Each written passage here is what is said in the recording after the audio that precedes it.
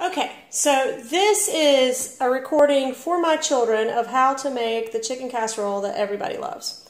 So, Cassidy, Caroline, Chase, hope y'all enjoy this. Hope you use this recipe lots. Cassidy, I am sending all of the supplies you need to you in a care package so that you can make this for your friends at Wilmington sometime when the weather starts getting cold.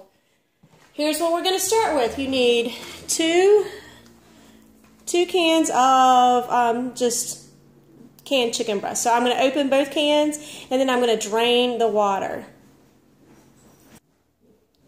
I like to leave the top in my can so that I can just press it against the chicken to drain into the sink.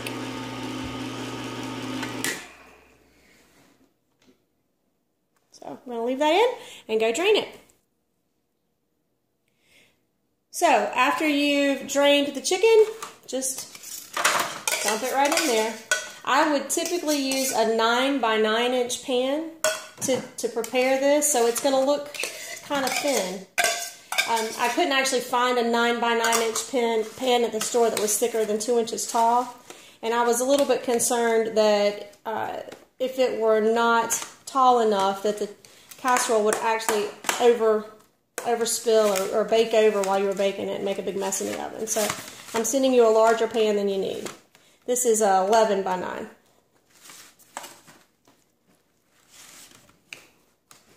Once you have your chicken in and you've kind of broken up the pieces and you've mashed it out a little bit, you open your cream of chicken soup. Now, the recipe that my mom used called for 1 can of cream of celery and 1 can of cream of mushroom, but who likes celery and mushroom soup? So I've always used 2 cans of cream of chicken soup. And you just kind of pour it over the top.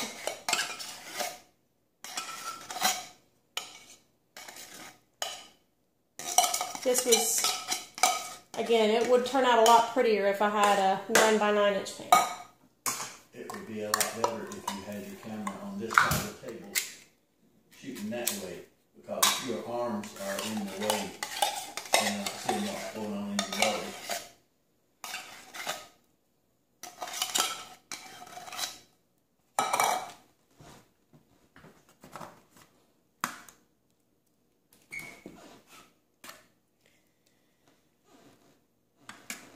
Okay, so the next step in this process just requires a can of a box of chicken flavored stuffing, and you're going to need a mixing bowl and a measuring cup and at least 4 tablespoons of butter. So that's the equivalent of 1/2 of a stick of butter. If you don't want to buy butter for this recipe, then go to WAG and see if you can find like the little packs you might get in a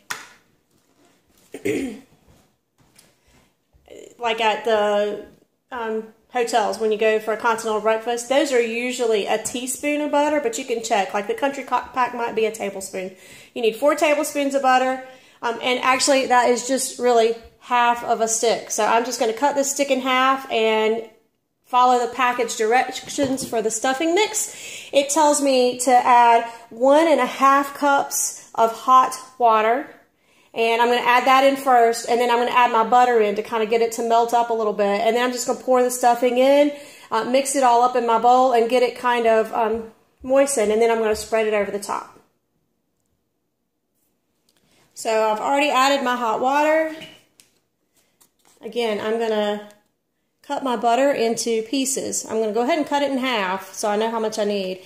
And then I'm going to cut that into pieces so that it blends in a little bit easier. Add that to my water. Stir it up just a little bit, just to kind of get that melting process started.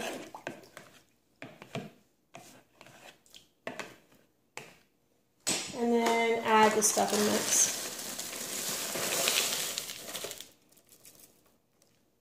The stuffing mix actually works better if you use a fork instead of a spoon. If you use a spoon with it, it kind of clumps. If you use a fork with it, it really just stirs it up a little bit better. And I'm going to stir it and then let it sit for a minute or two to kind of absorb some of that water.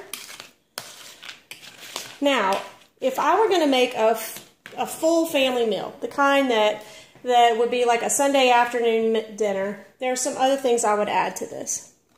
The first is, what is chicken casserole without peas? Now, if you're going to do this for your friends at Wilmington or for your own family, I suggest just getting the Steam Fresh. It cooks in its own bag. It's done in just a few minutes in the microwave. And you kids really like this brand. So this is the brand I get when I'm doing peas, either for this or for like that pasta dish that we make with the bacon. This is the brand you like.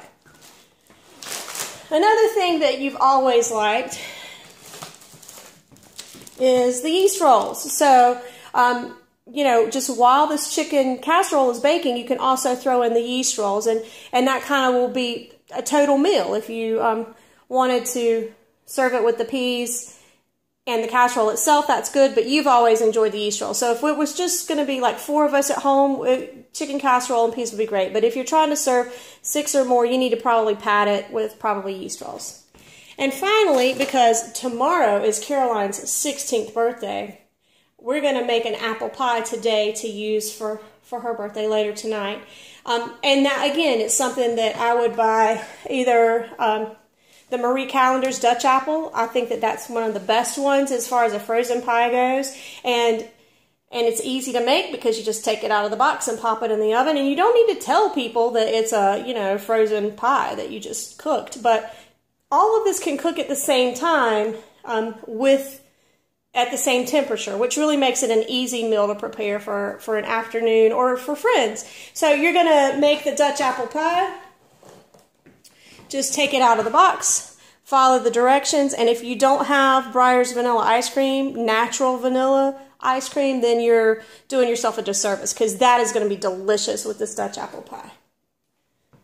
All right, I think enough time has passed for the stuffing. It's absorbed all of that water now. You can see it's a little bit thicker. So I'm just going to spread the stuffing mix over the top of the casserole. While I've been preparing everything, I've had the oven preheating to 350 degrees. This will take about 30 minutes to cook at 350 degrees, and you know it's ready when it kind of bubbles up through, the soup kind of starts to bubble up through the stuffing. Now, once again, I like to make this in a 9x9 pan. This is actually an 11x9 pan.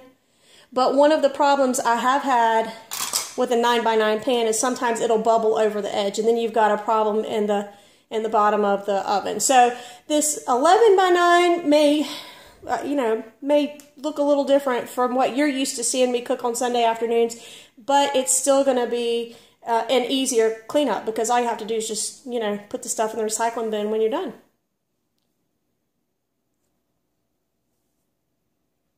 Okay, so I did check the package directions for the pie, and it calls for the temperature to be 400. So I know that pies need to cook at the correct temperature, and they also need to set for a while after you get them out of the oven. So what I'm going to do is go ahead and bake that pie according to the package directions, and then turn the temperature down to 350 to add the stuffing for 30 minutes, and then the yeast rolls are going to take, the yeast rolls take like 15 minutes. So I'll be getting things in and out of the oven for about, I don't know, an hour and 30 minutes. But once again, this is not stuff that you is requiring your attention after you've gotten it in the oven. You just have to take it out of the oven. So easy meal. Hope you enjoy. And I will show you a picture of what it looks like when it comes out.